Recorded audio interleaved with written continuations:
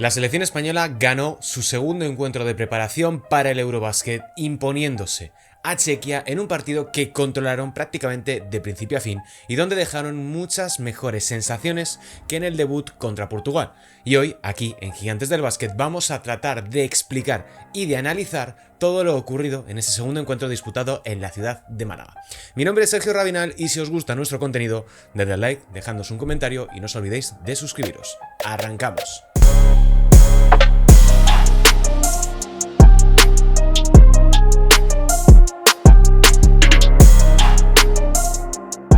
Hola, ¿qué tal? Bienvenidos y bienvenidas un día más aquí, a Gigantes del Básquet, para hablar de todo lo ocurrido en ese segundo encuentro de preparación de la selección española masculina de cara al Eurobasket 2025. Una victoria por 87-73 contra Chequia y, como decía en la introducción, un partido mejor, más controlado por parte del conjunto dirigido por Sergio Scariolo, que después de un inicio algo trabado consiguieron terminar de romper el encuentro al borde del descanso y a partir de ahí la dinámica fue favorable al conjunto español por encima del equipo dirigido por Diego Campo, que además presentaba la baja de Tomas Satoransky, que sin duda va a ser fundamental de cara a de tratar de alcanzar o bien los octavos de final o llegar un poquito más lejos de lo que han hecho en otros torneos los chicos. Pero bueno, hablemos de España, mejores sensaciones. Como decía, sobre todo después de superar ese umbral del segundo cuarto más o menos, que cambió un poquito la tendencia a nivel de juego, empezaron a apostar por otro tipo de disposiciones ofensivas y a partir de ahí la selección española despegó. Un equipo con las ideas mucho más claras, no sin problemas, que eso fue un poco la tónica de los primeros 10-15 minutos, donde a la selección española le costaba realmente encontrar opciones de anotar y opciones de tener situaciones ventajosas a media cancha. Se trababan mucho, los lanzamientos llegaban en los últimos segundos de posesión y no encontraban buenas acciones de balón. Se me olvidó mencionar que ayer no estuvo disponible Santi Aldama, que va a ser fundamental en el esquema de juego de Sergio Scariolo. Sí que esperamos que ya esté disponible de cara al siguiente encuentro contra Francia en Badalona. Bueno, muchos de los sistemas, también esto quería hablarlo por haber tenido ya un poquito más de bagaje de estos dos últimos encuentros. Muchos de los sistemas que estamos viendo de la selección española son los mismos desde el Mundial de 2023. No es nada rompedor lo que estoy diciendo, no es nada extraño, pero sí que sirve para entender un poco que a pesar de ser más o menos los mismos sistemas, de ser los esquemas parecidos, lo que importa aquí es cómo los ejecutan y en qué roles están cada uno de los jugadores, porque no es lo mismo exigirle a un tirador, a un friandí como puede ser Juancho Hernán Gómez, cuando está rodeado de mucho más talento, ya sea en el puesto de 1, en el puesto de 2, en el puesto de 3, en el puesto de 4, etc., que haga lo mismo en 2022 que ahora en 2025, donde probablemente se le tenga que exigir que sea mucho más proactivo en ataque, que tenga que hacer muchas más cosas, y aunque, insisto, el sistema pueda ser prácticamente igual, la filosofía de juego se parezca bastante entre los diferentes años en los que ha competido la selección española, la ejecución y dónde pones a cada uno de los jugadores y en qué situaciones tienen que actuar, importa bastante, y es una de las claves más cruciales a seguir con la selección española en toda esta preparación y evidentemente en lo que sea el Eurobasket de 2025. Un resumen del partido. Bueno, yo creo que fue un encuentro bastante trabado, muchísimas faltas por parte de Chequia, que estaba mirando estadística en la página de la FEP y no está actualizado el número de faltas totales de cada uno de los equipos al momento en el que lo estoy mirando, pero pues bueno, no hace falta tener los datos delante para saber que fue un encuentro muy marcado por la cuestión de las faltas personales. Simplemente en cuestiones de tiros libres, España lanzó 32 y Chequia se quedó en 20. Fue bastante habitual ver a Billy Hernán Gómez lanzar desde el 4.60, una constante a lo largo de todo el partido que cortó bastante el ritmo de juego del jugador del Barça. De hecho, es que Billy se hinchó a tirar tiros libres, se marcó un 8 de 12 desde la línea de tiros libres y además es que no podía finalizar tranquilo, no podía tener una posesión en la que pudiese continuar de manera sencilla hacia el aro o coger un rebote y anotar al instante, porque le caía un palo y se iba directo a la línea de tiros libres. Pero bueno, yo creo que a pesar de esta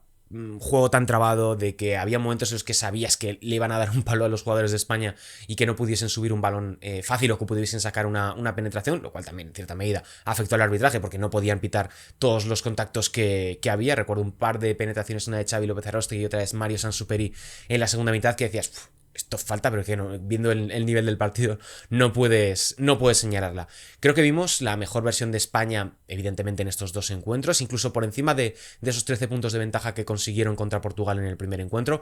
Vimos a una selección mucho más tranquila, con las ideas mucho más claras, con mucha más seguridad a la hora de ejecutar a nivel ofensivo. En defensa me siguen dejando bastantes dudas, creo que tienen un trabajo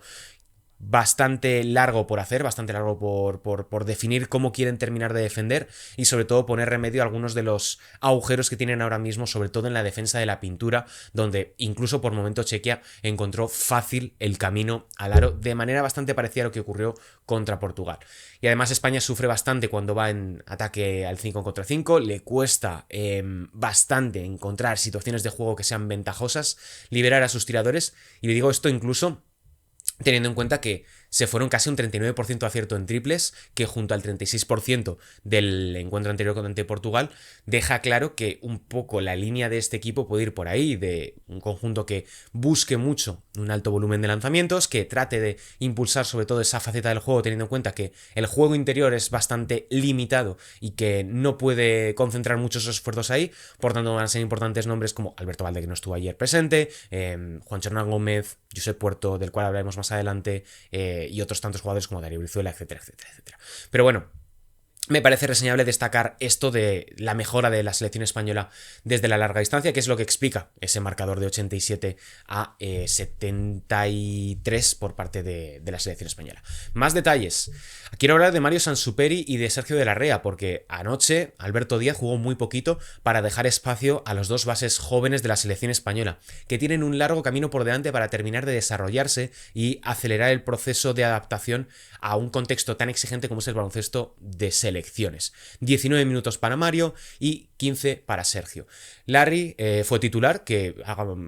retuvo el tiempo, estuvo bastante tiempo en la primera mitad, y luego dio paso a Mario, que ambos asumieron un montón de responsabilidades, y yo creo que es muy importante aprovecharles en estos partidos donde no te juegas nada, donde sirven sobre todo para probar cosas, para terminar de rematar la concepción que quieres tener de juego. Sergio de la Rea hizo un 7 puntos, 4 rebotes, 3 asistencias. Mario Sansuperi fue mucho más proactivo a la hora de buscar el aro. Se fue con 10 puntos, 2 rebotes, 2 asistencias, eso sí, con 5 pérdidas de balón. Ese control de las pérdidas, de los balones perdidos por parte de Sansuperi va a ser muy importante, pero evidentemente no va a tener, no se espera que tenga 19 minutos de juego en el Eurobasket, porque eso supondría que Alberto Díaz tiene problemas físicos o no, o Mario Sansuperi se ha salido completamente. Pero bueno, creo que es importante hablar de los jóvenes en este sentido, de la Rea y de Sansuperi, como dos nombres que tienen que progresar y no se les tiene que exigir que estén al mismo nivel de gente que lleva 2, 3, 4 torneos con la absoluta, sino que están aquí por unas circunstancias muy concretas que tienen que aprovechar efectivamente su oportunidad, pero que tampoco hay que tener unas expectativas altísimas ni esperar que vayan a marcarse partidos de 10-5-5 o que van a resolver todos los problemas de la selección española a nivel de creación de juego y de generación, porque no están en ese punto de su carrera, tienen 18 años y 19 porque son del año 2005 y del año 2006. Hay que ser pacientes, hay que tener más perspectiva con ellos y sobre todo tener en cuenta el momento en el que están de sus trayectorias, que en el caso de ambos están apenas dando sus primeros pasos. Bien, antes hablaba de Billy, de que lo fundieron a falta, así que tuvo que ir un montón al tiro libre, pero me preocupó mucho, más bien un poco, estamos hablando de un amistoso, que no terminase de estar cómodo sobre la cancha, que además contra Portugal tampoco llegó a estarlo del todo. No sé si es por una cuestión de esquemas, no sé si es por una cuestión física o de simplemente adaptación de nuevo a la competición después de estar desde el mes de junio sin jugar, desde que eliminaron al Barça en los playoffs de la Liga Endesa, pero sí que es cierto que bueno, terminar con 1 de 4 en tiros de campo ante una Chequia que no tiene grandes referencias interiores en el otro lado, pues bueno, sí, fue el más valorado por esas 8 faltas recibidas, por esos 7 rebotes que capturó, pero creo que se le debe exigir un poquito más a Billy Hernán Gómez. Creo que hay que pedirle que sea un poquito más anotador esas versiones que hemos visto de él, incluso por ejemplo en el Mundial de 2023, aunque no estuviese Lorenzo Brown a su lado, va a ser bastante importante como para establecer un suelo desde el cual pueda partir la selección española. Y esto me permite también hablar del crecimiento de Jaime Pradilla. El jugador zaragozano, la verdad es que a mí personalmente está siendo el jugador que más me ha gustado de estos dos primeros encuentros. En el primero yo creo que fue el más destacado. En el segundo, aunque no dejó grandes estadísticas, 6 puntos, 3 rebotes, 5 asistencias. 5 asistencias sí que es reseñable, pero por sensaciones sí que está siendo el jugador que ofrece más respuestas a los diferentes problemas que puede plantear el rival a la selección española.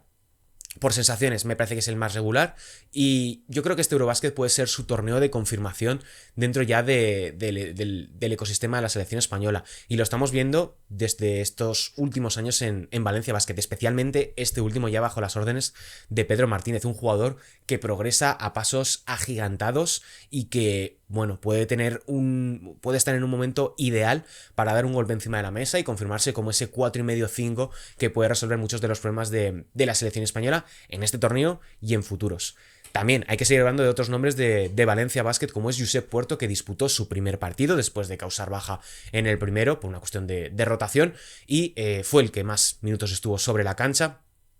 Se fue hasta los 24 minutos de juego y además fue el máximo anotador con una serie de 5 de 8 desde el triple. Es un perfil que quizá hemos pasado por alto durante este tiempo, que ya en las ventanas fue un jugador que destacó bastante, que a mí me gustó especialmente, sobre todo en este último ciclo de ventanas, en este ciclo de la temporada 24-25,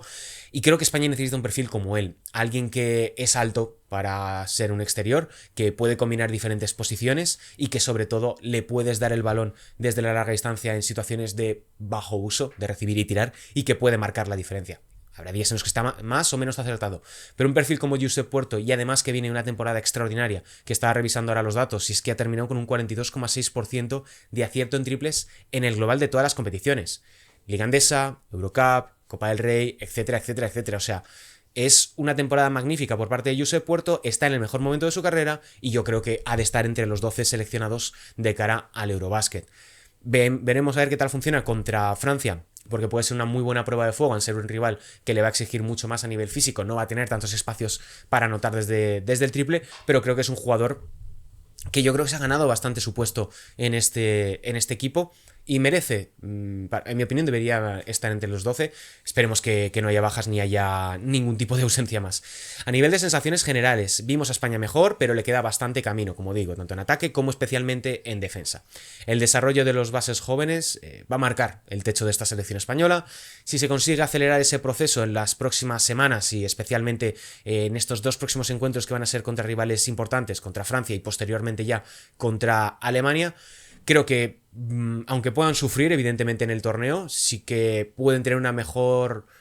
situación para poder competir y para poder llegar lejos, o al menos irte con un mejor sabor de boca, aunque acabes en el mismo puesto, que pueda ser evidentemente octavos de final, porque yo creo que ahora mismo ese es el techo de la selección española. Ahí van a ser importantísimos para acompañar en la dirección de juego perfiles como Darío Brizuela y Xavi López Aróstegui, que puede gustar más, que puede gustar menos, pero que es un perfil equilibrador que siempre han tenido todos los equipos de Sergio Scariolo, que anoche pues deja varias acciones interesantes,